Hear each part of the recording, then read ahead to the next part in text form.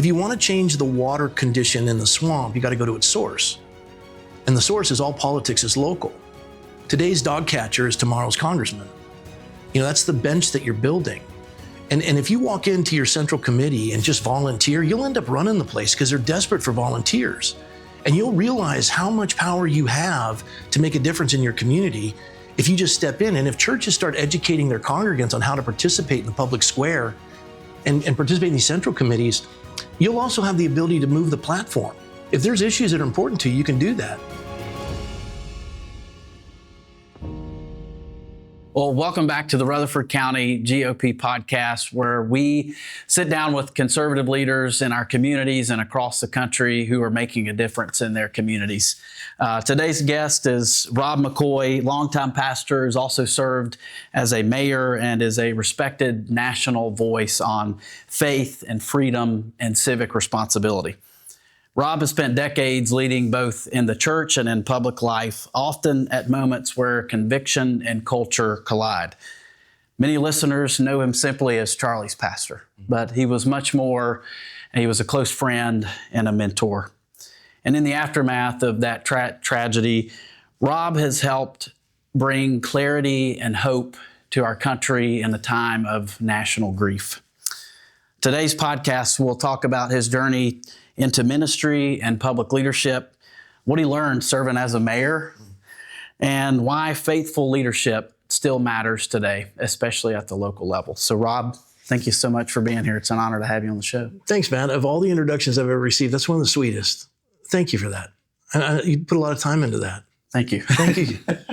I appreciate it. Matt's our introduction guy. He always does the best introductions. I just thought it was so thoughtful. I mean, thank you. I was really touched by it. I want to meet that guy.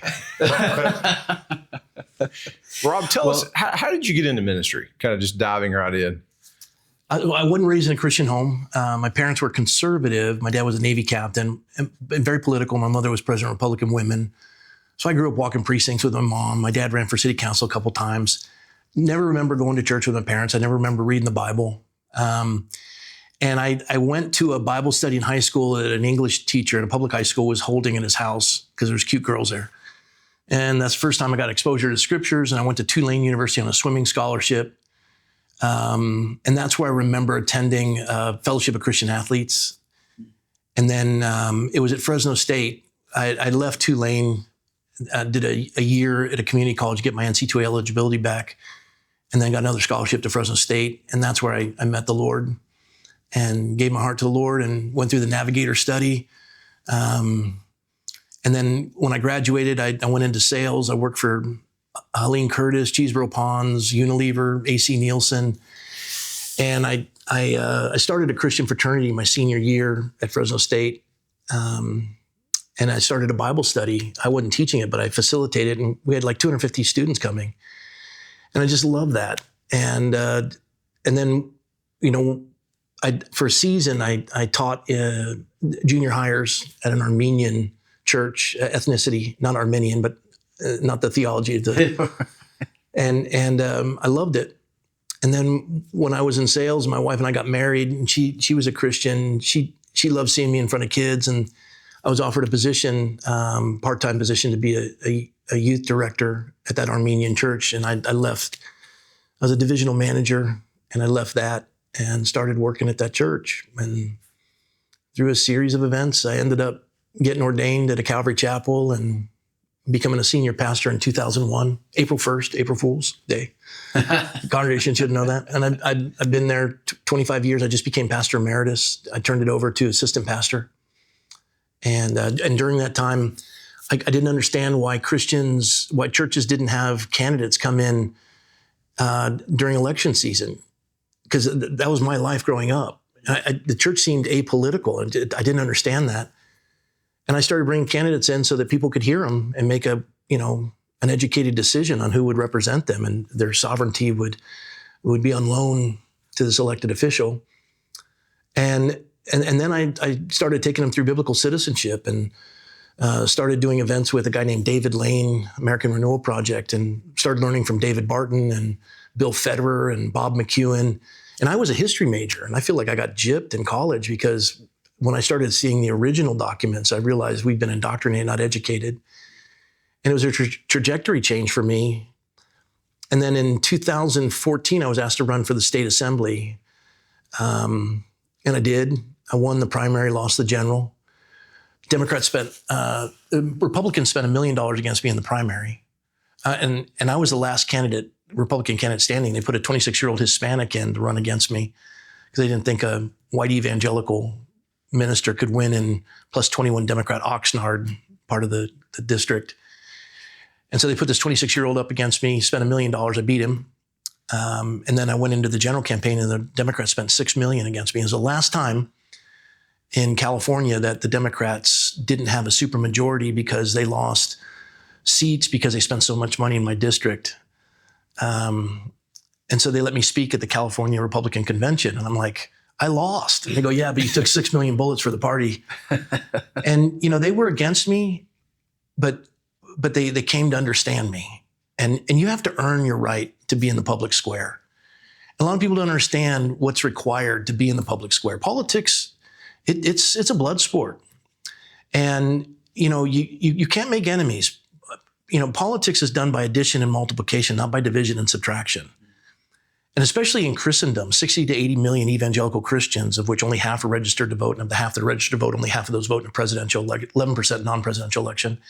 Terrible voting bloc. Could be the most powerful in the country, but it's the worst. You compare that to the LGBTQ community, over 90% voter registration, over 90% turnout. And they run policy, and they're at the school board meetings, and they're at the city council meetings, they're at the supervisor meetings. We're too busy taking care of our kids and going to soccer games, and we've abdicated our responsibility in the public square. So I wanted to awaken them to that. So when I lost the general, my opponent vacated her seat on the city council and went to the state assembly, and they asked me to run for a seat on the city council. I was exhausted. I ran, and I was losing the night of the election. But a man who'd had a stroke earlier, and when I went to go visit him in the hospital, he's an older guy, his face was paralyzed, and he said, "You need to run for office, and if you do, I'll make phone calls for you." I go, "It's not going to do me much good." He goes, "If God heals me, I'll make phone calls." He made, in 4 elections I was involved in, he made over 60,000 phone calls. And that night he said, "You're going to win by a little under 100 votes." I said, "How do you know?" He goes, "I made phone calls." And I won by 52 votes. Wow. And then I won re-election by thousands. What's interesting about that, we just talked to Glenn Jacobs, he was the wrestler Kane. He's the mayor of Knox County. Yeah. When he ran his first election for Knox County mayor, he won by 23 votes. Yeah. When you call a guy an election with over 40,000 votes. You call a guy who wins by 52 votes, the winner. That's right. That's right. Because what happened the next time you ran? Right. It won by a lot. A lot. And every vote counts because, incumbents get more votes later because they've proven themselves, but you got to get in there. And when people say my vote doesn't count, it does count. 52 votes. And those were phone calls made at the last minute, people getting their ballots in, people chasing those ballots. It's critical. And if Christians just took care of that circle of influence in their own community, listen, we always talk about, draining the swamp, right? Because Washington is figuratively and geographically a swamp. Yeah. And so Sacramento. And what is a swamp? It's the lowest point where water ends up. If you want to change the water condition in the swamp, you got to go to its source. And the source is all politics is local. Today's dog catcher is tomorrow's congressman. That's the bench that you're building. And if you walk into your central committee and just volunteer, you'll end up running the place because they're desperate for volunteers. And you'll realize how much power you have to make a difference in your community if you just step in. And if churches start educating their congregants on how to participate in the public square and participate in these central committees, you'll also have the ability to move the platform. If there's issues that are important to you, you can do that. And then finally, Christians are the reason why they're a struggling voting bloc is because they demand the perfect. They're single issue voters. And you miss the good because you demand the perfect. Politics is incremental. You're never going to find someone who's going to agree with you 100% of the time. You've got to find the 51-49. Even though you got to hold your nose to pull the lever, it's still critical because you're building a coalition. Think about it. Our Supreme Court justices, you got Snow and the lady in Alaska, Murkowski. Yeah. They are rhinos. But we have solid Supreme Court justices because they voted with the block of Republicans. And they do that in the critical moments. That's addition and multiplication, not division. You got to build coalitions. Let's go ahead, Matt. Well, there's a lot to unpack there, but I resonate so well with because that's kind of the thing I've kind of preached more or less over the past 2 or 3 years. Ross has heard this from me a lot. It's just how critical, the city council, county commission, and all of these local races are just critical. And I've come to realize that I've been involved in politics. My granddad was the guy who was I listened to something you were talking about your dad being involved in Rotary and Chamber of Commerce and Planning Commission and all these different civic organizations, super involved in the community. And, those are the things that we need to be, pushing people to be involved with and how important, the longer what I'm trying to get at is the longer I've been involved in the political process. When I first got involved in college Republicans, it was always flashy to be real active in the U.S. Senate race or the gubernatorial race or the presidential race. But the more I have realized that really what impacts your life the most is who your mayor is, who's sitting on the city council, the county commission, because those people can impact your daily life. They can. I mean, it made me a better minister because instead of being the pastor of a church of a little over 1,000, and then it grew substantially, but at the time, a little over 1,000, I became the pastor over 164,000 people, and ruling in accordance with Romans 12, that they're 13, that minister of justice to execute wrath on those who do evil. I have a responsibility to the community. You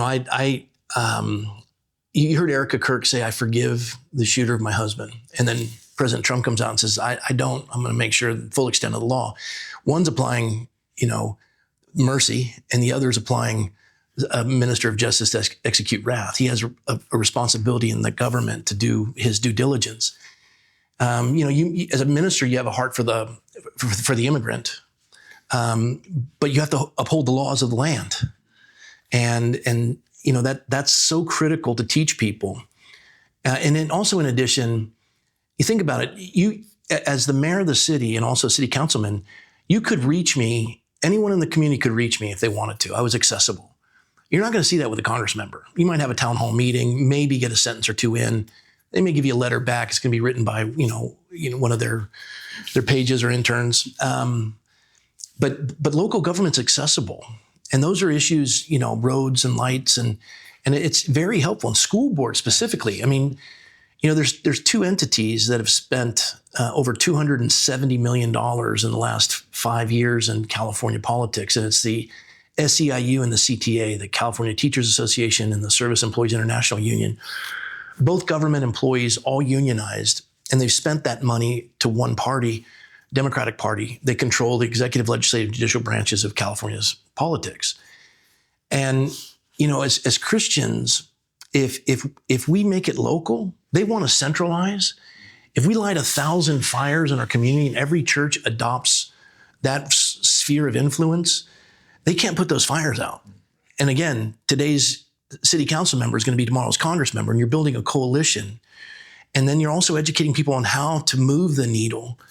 It's so important what you all do. It's so important, and it's not flashy. And I remember getting elected to the city council, my first meeting, I get sworn in. We had a 3-hour meeting on the circumference of oak trees. It's like, anyone knows me, I got an attention span of a gnat. Yeah. And it is just grinding. Yeah. That night went on and on, over 100 public statements.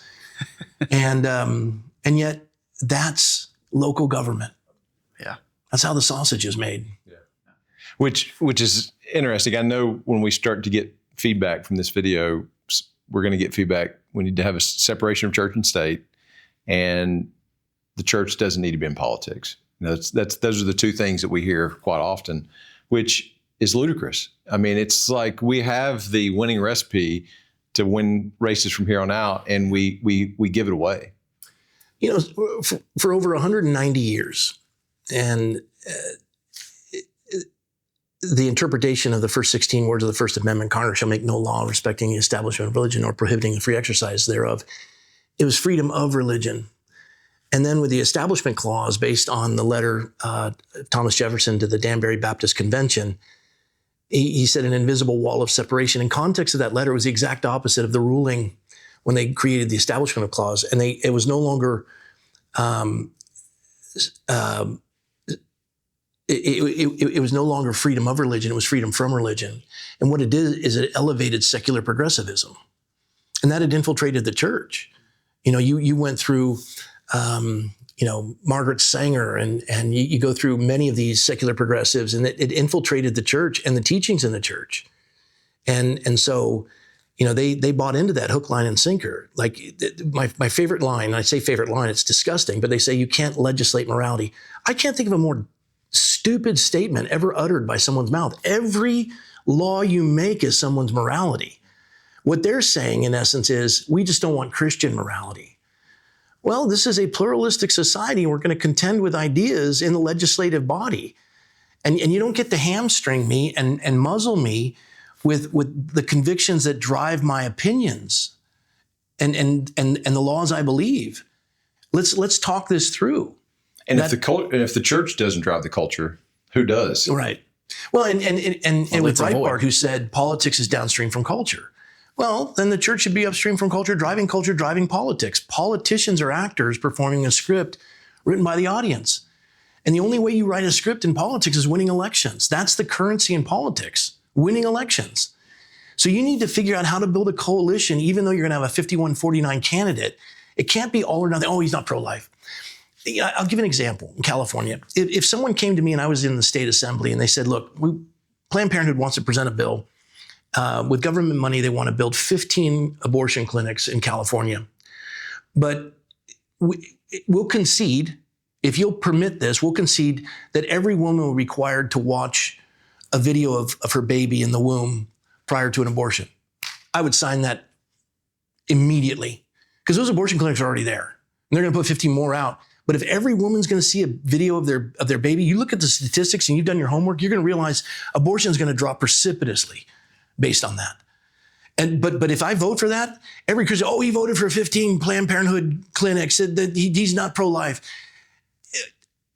That is an uneducated, not understand politics. These politicians, every day they're getting grinded and they're trying to figure out what's the least damage we can do. And here's another one. People come to me and say, I really feel like God's calling me to run for governor. They're never called to run for school board. Never called to run for city council, always for the highest pinnacle. I'm running for Congress. I said, how many votes it can take to win? They have no idea. How much money have you raised? Well, God's going to provide, and I really feel like this is going to happen. I said, okay.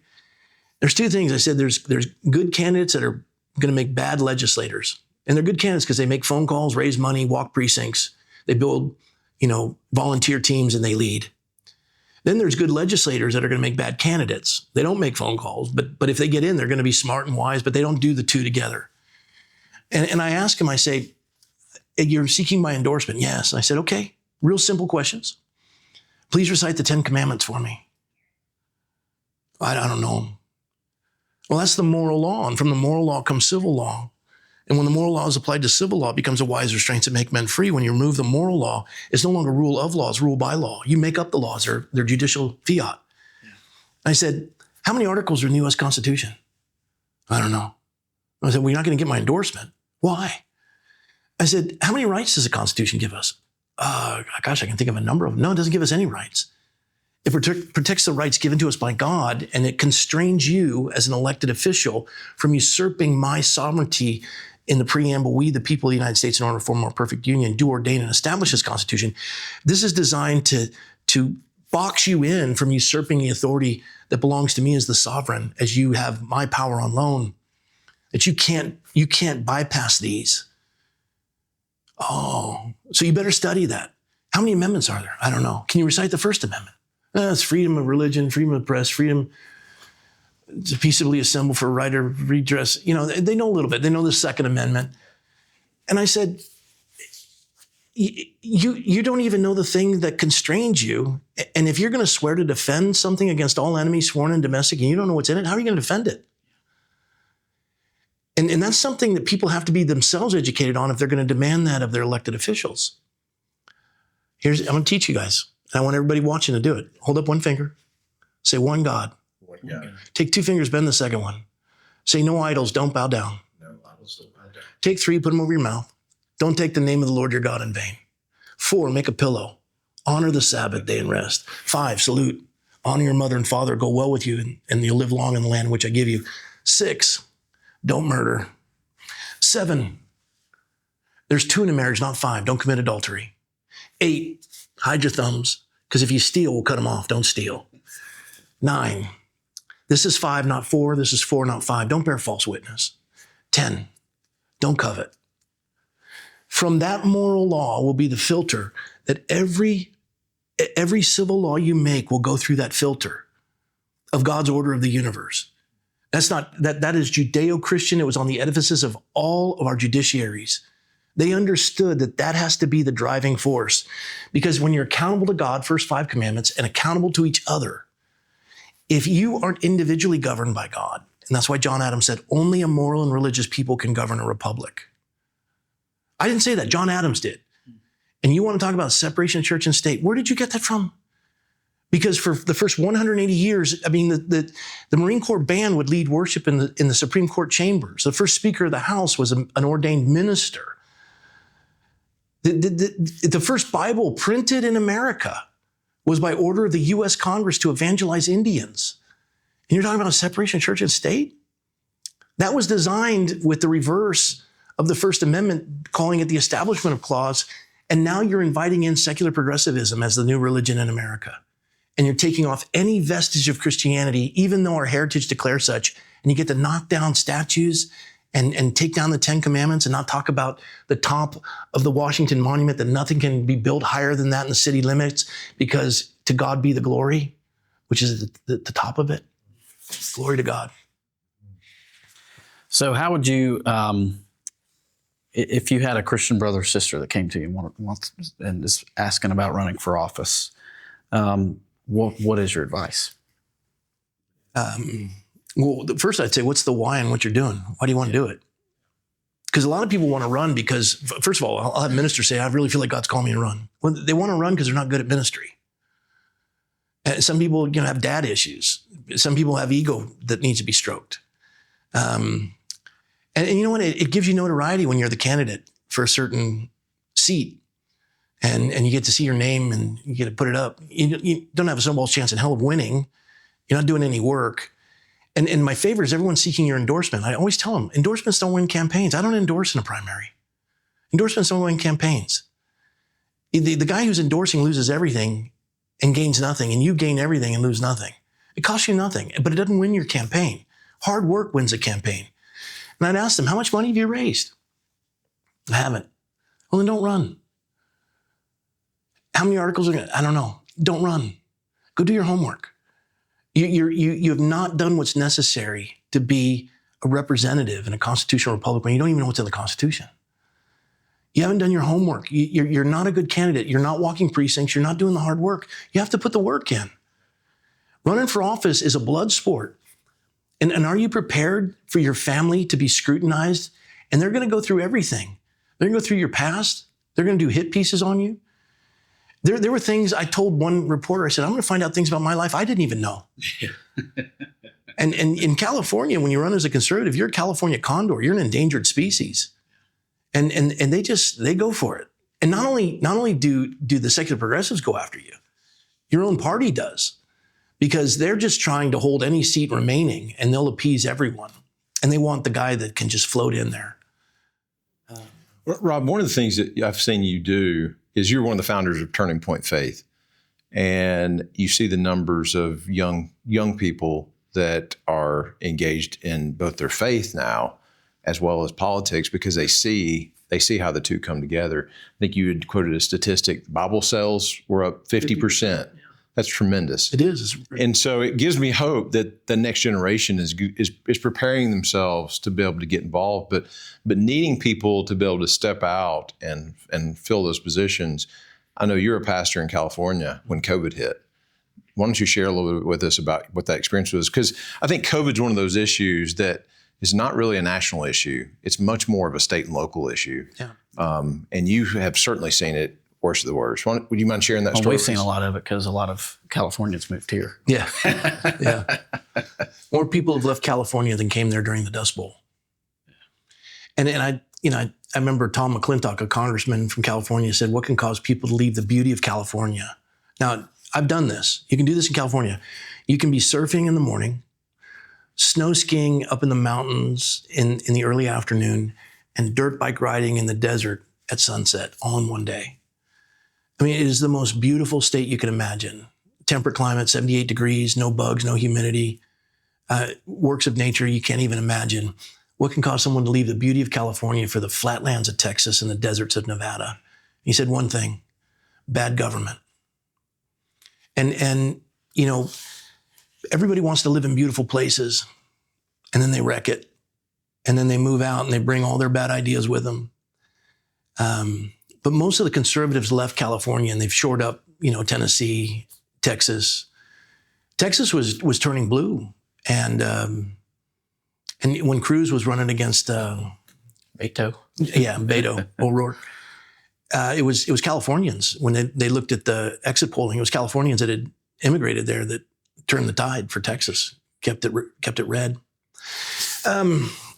Yeah, I forgot what the question was. I think COVID, yeah. And I think your time, this I guess the story you're going to share, again, reiterates the point around the importance of who is your mayor and city council. Yeah. But even further up, because, obviously during COVID, there was a lot of state level decisions that had an impact locally as well. Thanks for adding that, Matt, because it did have an effect. So I had one re-election. I'd had the term was vacated, so it was a truncated term, and I was able to run for 2 more terms of office before you term out. So my second term, I won by thousands of votes, almost over 3,000 votes.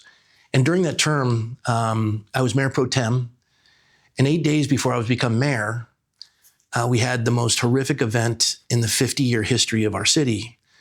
A gunman, homegrown, went into a country western dance hall on college night and killed 12 of our young people. Officer Ron Helis, who's a friend of mine, was killed, shot by friendly fire of a CHP officer, just spray and pray, and went through his vest and killed him. 2 of the young people were from my church. I was with every parent that night when they were notified, because I'd been a sheriff's chaplain. And I'd served my community. I love my community. I didn't join Rotary, which is white collar. I joined Kiwanis, which is blue collar, all Democrats, because I wanted to get to know them. And none of them liked me. And by the end of it, we were all friends.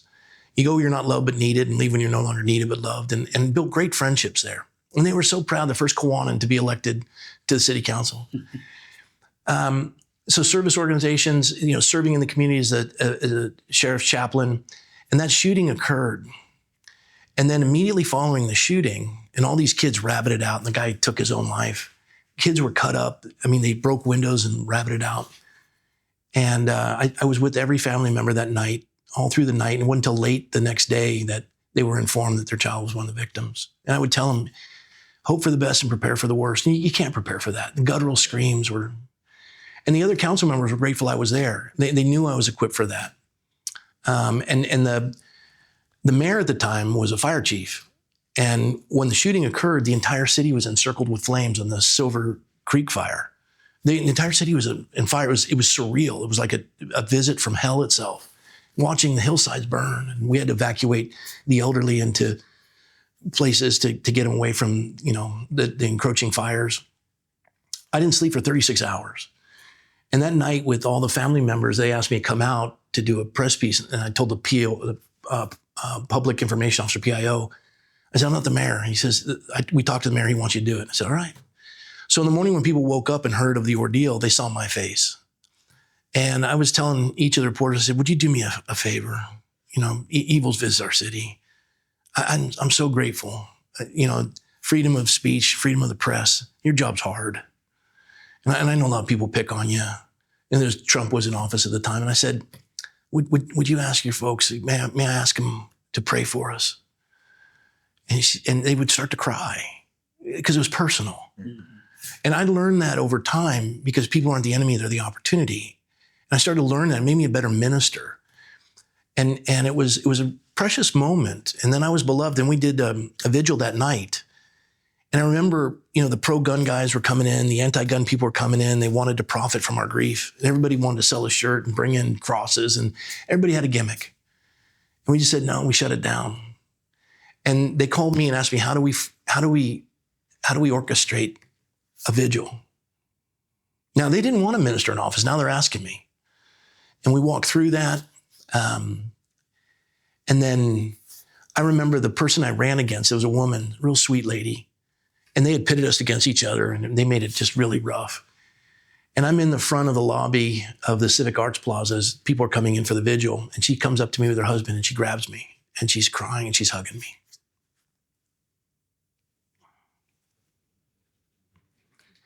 She said, I wish you'd been there when my daughter was murdered. I didn't know that about her. I didn't know anything of what she was talking about. She said, you did so well last night. I'm so pleased. And everything melted at that point. We were a community. And then 8 days later, I become the mayor. To put it in perspective, Sandy Hook shooting, they still don't have a memorial to this day because nobody could agree on anything. And everybody wants their political statement. I was the mayor, and I just said, look, Parks and Rec own the property. No, City Hall owns the property. Parks and Rec builds the parks. We're going to donate the property, and we're going to leave it to Parks and Rec to build it, and there's no public input. I said, okay. And 1 year to the date, that was completed. And it was one of the most beautiful memorials. People to this day still gather there on the anniversary. And not only to the victims and their families, but also to the survivors. And it's a precious place. And I said, no names on the plaque. We want to put you there, Mayor. No names on the plaque. There's no limit to the amount of good you can do if you don't care who gets the credit. That changed the mindset. Sounds like a Reagan quote. It is. Yeah, his library is a stone's throw from Thousand Oaks. All right, we're not going to get you very far away from COVID, though, because that's a great story. And I think it goes back to what happens when good people fail to take a stand and to be willing to do the hard things. And that's something it seems like in your life, you've been willing to do the hard things, and there's been fruit, and there's people that have benefited from that. But tell us a little bit about your story. I've heard your story about COVID, and I think it's a powerful story. Yeah. So I was in Mar-a-Lago when Bolsonaro came in, and that's the first time I met the president. And then we were hearing about COVID, and that was in January, maybe December, I can't remember. And I'm like, what is this? And it started getting kind of weird, and airports were getting weird. And I started looking at the data. I had some folks give me some input, doctors. And all of a sudden, they said the church was non-essential and we couldn't meet. And all of our elderly were scared to death because they were going after them. And all it is, you high propensity, comorbidity, and they're shuttering kids' schools. And they had a 0.0002% chance of death. We're shuttering their schools so that these people can live 15 years longer. It's the first time in American history where the older generation took from the younger generation in order to live longer, took away from their life in order to extend theirs. That's so non-American. And I wanted to speak to the elderly, and they were all scared. So we put on a live stream. I had 20 subscribers on a YouTube channel. I was terrible at, social media. It was my son-in-law and myself on a love seat with a camera, one camera. My son-in-law is half black, and I'm white. So it was grainy. We couldn't get the contrast. It looked like an ISIS beheading video. and we're just talking, and there was no quality in the production at all. But the content, every night we would be on at 7:00 live, and we go through the data every night. And overnight we had 50,000 subscribers. There's some that had millions of views. People were tuning in all over the country. And as we started to realize this, and I'm in City Hall, and I'm serving, and I'm up for re-election, and I'm beloved in the city after all that had occurred. I love my city. I fought for my city. I don't want people to die, and they're calling me a super spreader, and they're saying I'm killing grandma. So we're looking at the data, and none of it makes any sense. And so we just said, look, there's a lot of things that I'm not a medical expert, but if Costco is essential, then the church can be essential. So we're going to host, and they did it right on Holy Week, Good Friday to Palm Sunday to Easter Sunday. Palm Sunday, Good Friday, Easter Sunday. And they deliberately shut the church down during our Holy Week. Wouldn't let you take communion, even if you followed CDC standards. And I just said, I know this much. The governor has a lot of authority, but didn't have the authority to say the church is non-essential. I know the First Amendment. So we followed CDC standards and did communion. And they're, wiping down the seats and spraying, and we're doing the whole thing. And they came after us, the media. To their credit, after they inspected, they said that was the cleanest place in all of Ventura County. I mean, we did it right. Yeah. But then we started to realize, our infection rate in that area with our zip code, as we were looking at the data and the county medical site, and we're watching all the hypocrisy, and we're watching Governor Newsom keep open, and his winery, even the medical director's keeping his winery open in Ventura County. He has no Form 600, Form 700. He's not dictating any of that. The hypocrisy was unbelievable. And he's at not having dinner. Yeah, the French Laundry having dinner, and his appetizers were more than the checks that they were given to Californians losing their jobs. Businesses are shuttering, and I'd had enough. And he's marching in BLM. 80% of the businesses that were burned and looted were Jewish owned and targeted, and he's marching lock, stock, and barrel, no mask, down the street. And I'm like, this isn't about COVID. And we kept the doors of our church open. We'd already remained open. We just didn't publicly declare it. People showed up, I preached. And they kept coming in droves. And then we just said, no restrictions. And if you don't want to come, it's immunity by community. If you don't want to come, we're broadcasting in the parking lot. You can tune in there. And a number of folks would, because they had comorbidities, and they would be in the parking lot, and they loved it though. And they would park in the parking lot 2 Sundays in a row. This person drives from Lancaster, parks next to a county vehicle. Two people in the county vehicle. They're in the vehicle, no mask, talking to each other. They take a picture of them. They put their masks on, get out, and they start photographing all of us. They get back in the car, take their masks off, take another picture. The following Sunday, another car pulls up, same thing. They park next to them, take another picture. They bring me into court on contempt charges. We have their witnesses who perjured themselves, say, you're saying that they weren't married, they weren't related. They're in close proximity. So you're saying workforce? No, not even workers. You have to be family in the same home. Is this you? Are you wearing a mask? I mean, you could hear a pin drop. They wouldn't allow public, hearing or anything like that. And the judge knew it. And it should have been over. Yeah. Rolled over on that one. And the judge in the second contempt hearing says, Counselor, why don't you remind your client of the second great commandment?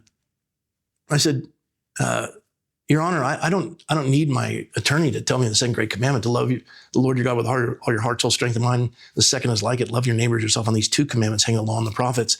Judge, I do love my neighbor. I love the 70% of the business owners in the city who will never reopen because of your draconian measures. I love the abused who've been quarantined with their abusers. Judge, I love the kids whose schools have been shuttered.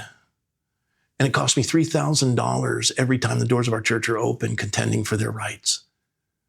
I do love my neighbor. And that was, and when he finally passed judgment, he was retiring.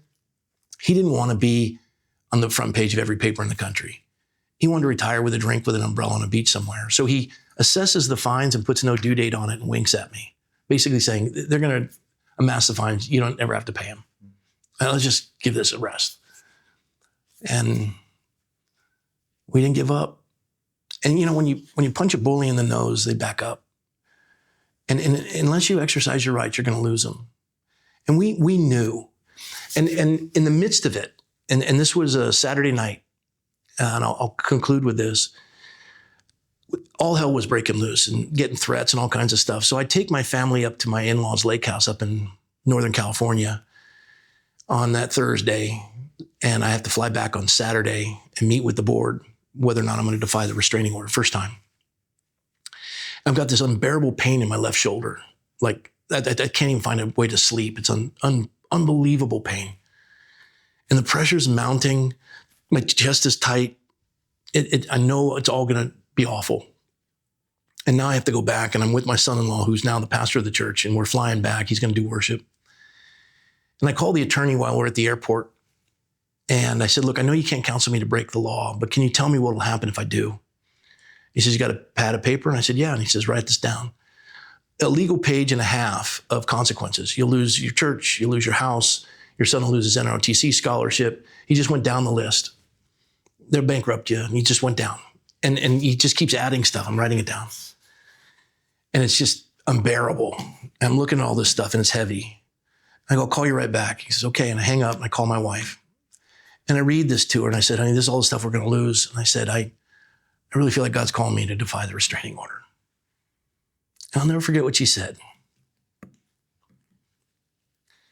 She invoked Richard Wurmbrand's wife. She said, I'd rather be a widow than be married to a coward.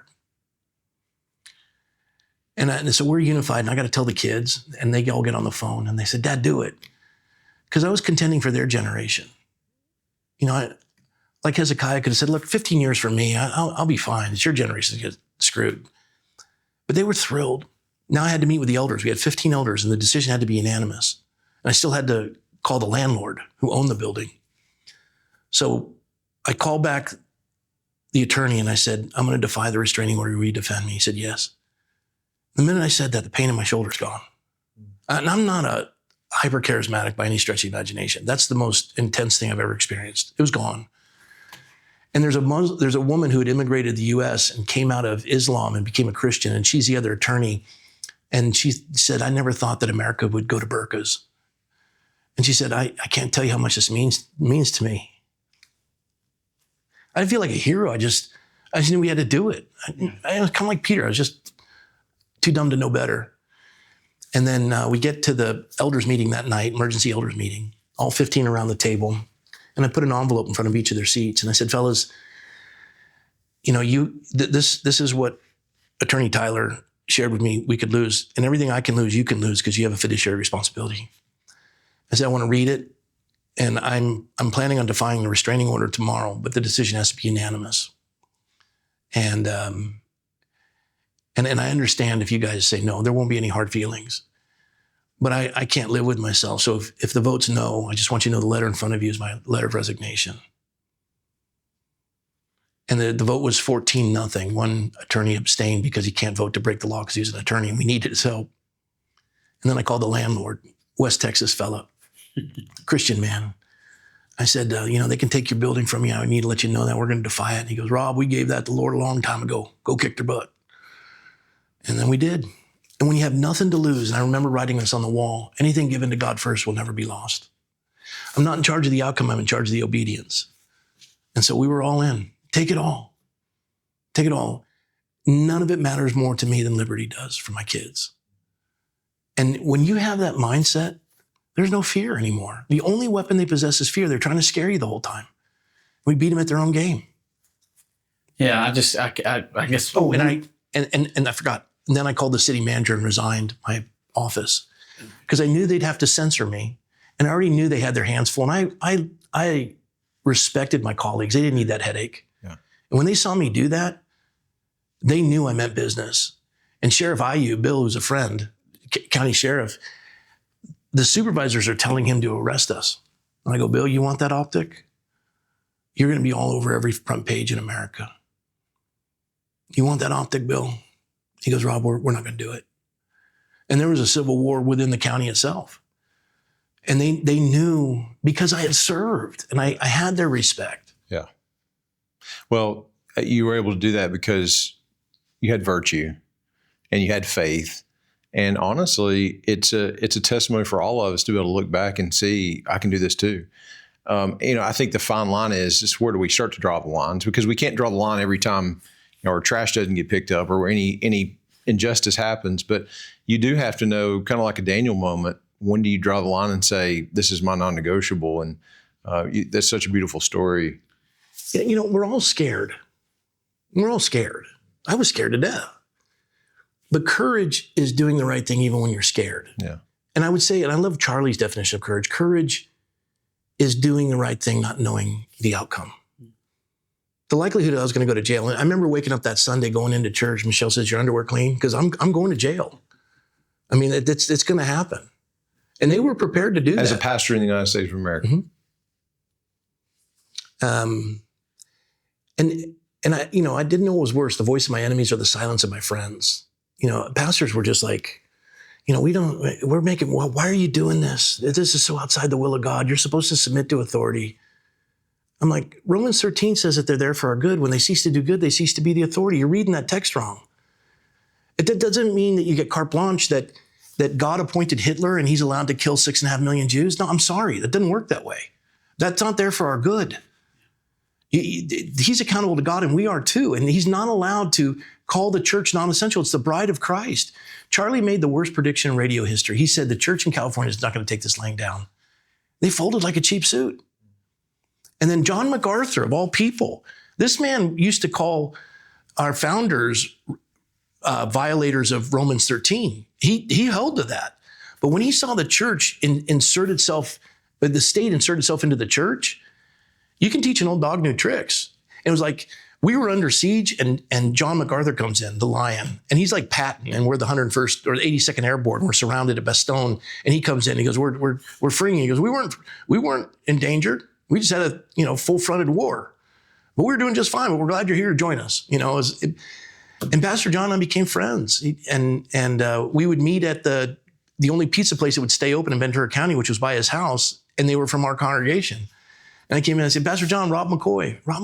But Pastor Rob, yes, sir. He goes, thanks for joining us. I said, I didn't join you. We did first. He goes, you're right. I'm sorry.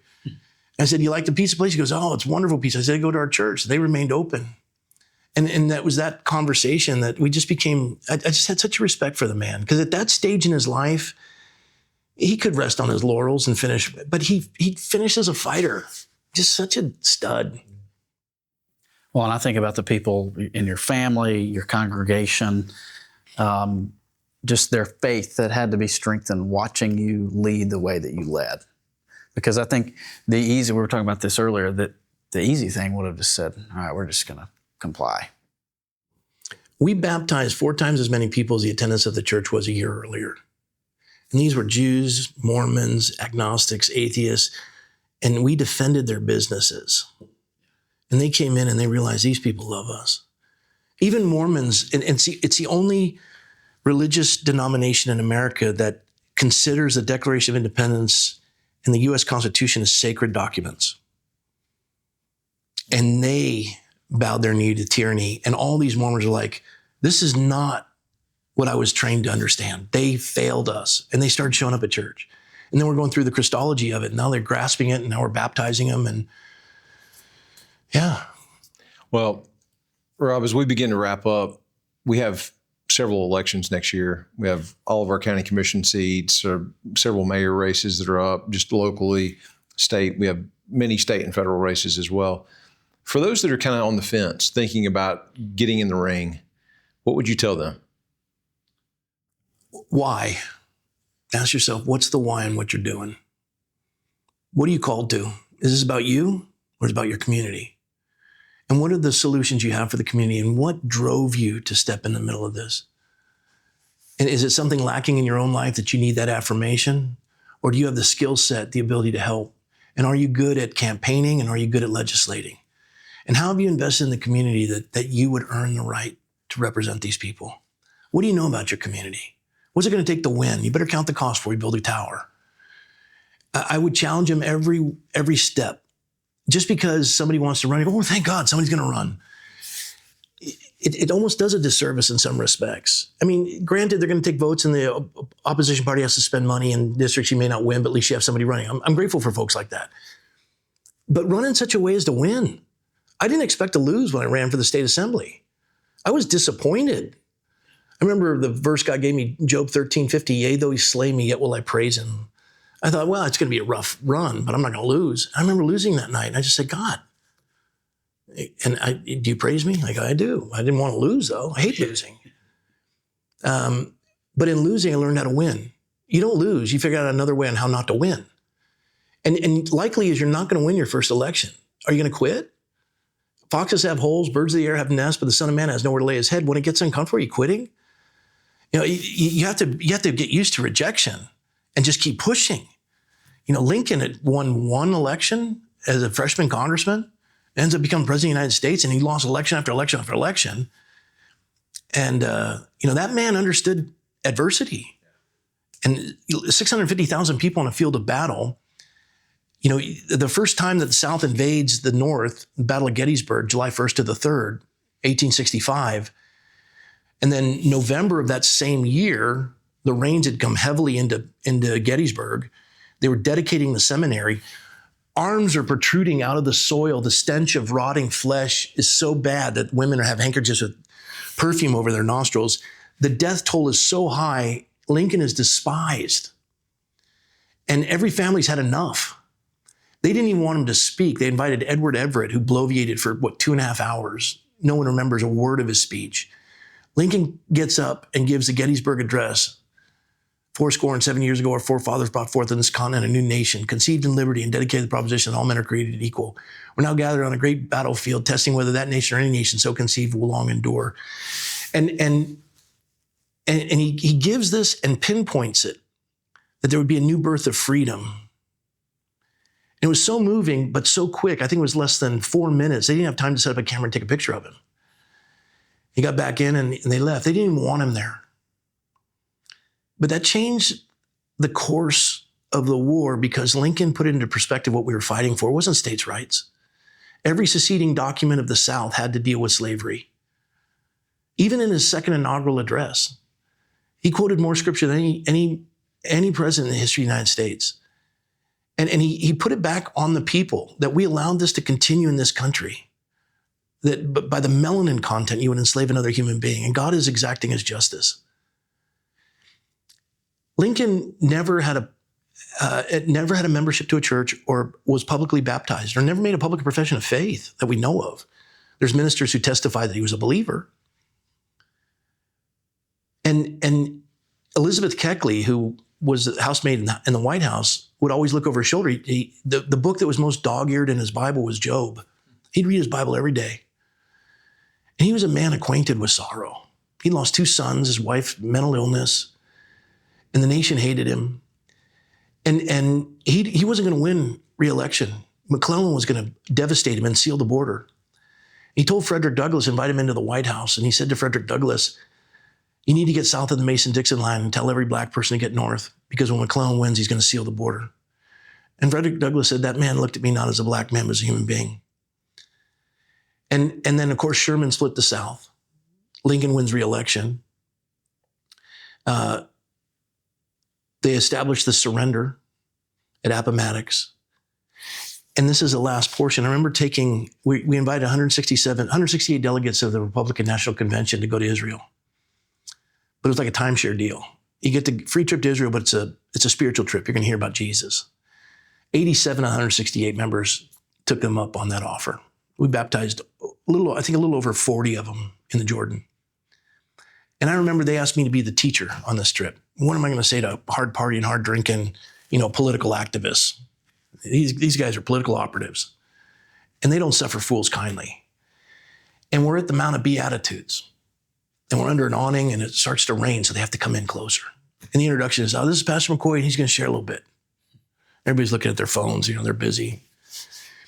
And I said, I want to share with you the final words of the very first Republican candidate for president of the United States, very first Republican president of the United States of America.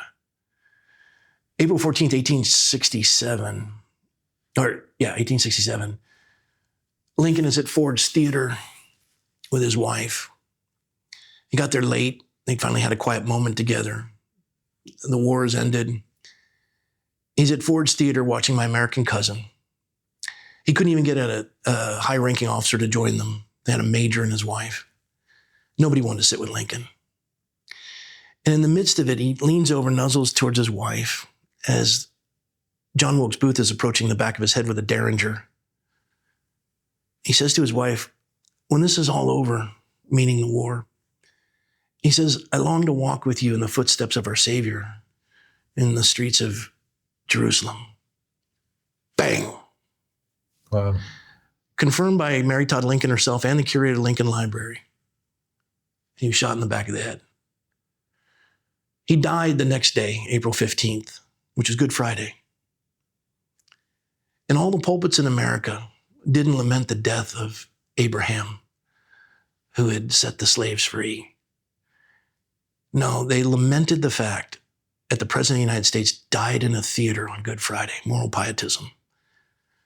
They didn't get that this man had changed the culture and lifted slavery from the warp and the woof of the fabric of our country. They were picking fly poop out of pepper. He was a man of the ages. And I turned to all these Republican delegates and I said, you get to be where he never could but wanted. Because Lincoln knew that the freedom we have comes directly from the scriptures. Just read his writings. He so longed to come to the source of that freedom, but was never able to. And you're here, drink deeply for the next 10 days. Because if you're a conservative, what are you conserving? Man says or God says. You may not be a religious person. Lincoln was an atheist the first part of his life. William Herndon testified that he was and watched the change and the transformation of his life towards the end. He changed the landscape of America. And for that reward, he got a bullet to the back of his head. If you're going to do the right thing, the consequences may be tough. But nobody wants anyone who's going to lick their finger and put it in the air and see where the wind's blowing. They want you to direct where the wind's blowing. And I said, get a backbone. And this is a place to find strength. And those folks were in. By the end of that trip, I still get calls to this day. Some of them are now ambassadors, others are holding office, some are governors. I did the Republican Lieutenant Governor Association, baptized 7 of them, and all of them became governors of their states. Powerful. You can change the course of a nation if you have conviction. Absolutely. Well, Rob, thank you so much for joining us. Thank you. I know the last several months have been extremely tough on you, but you're not a man to back away from challenges. And you've shared some of those stories today. And I just thank you for your example. You're an encouragement to so many of us. You all been just a breath of fresh air, a cup of cold water on a hot day. Thank you. And keep up the good work. Don't grow weary in well-doing. And to all the folks in the county, light it up. Apathy's not going to win the day. Amen. We have a country to save. Roll up your sleeves, get to work. Well said. Amen. Well said. Well, thank you for joining us today. If you enjoyed this podcast, make sure you like and subscribe. Leave us a comment. We hope to have many more of these, and hope you can join us in the future.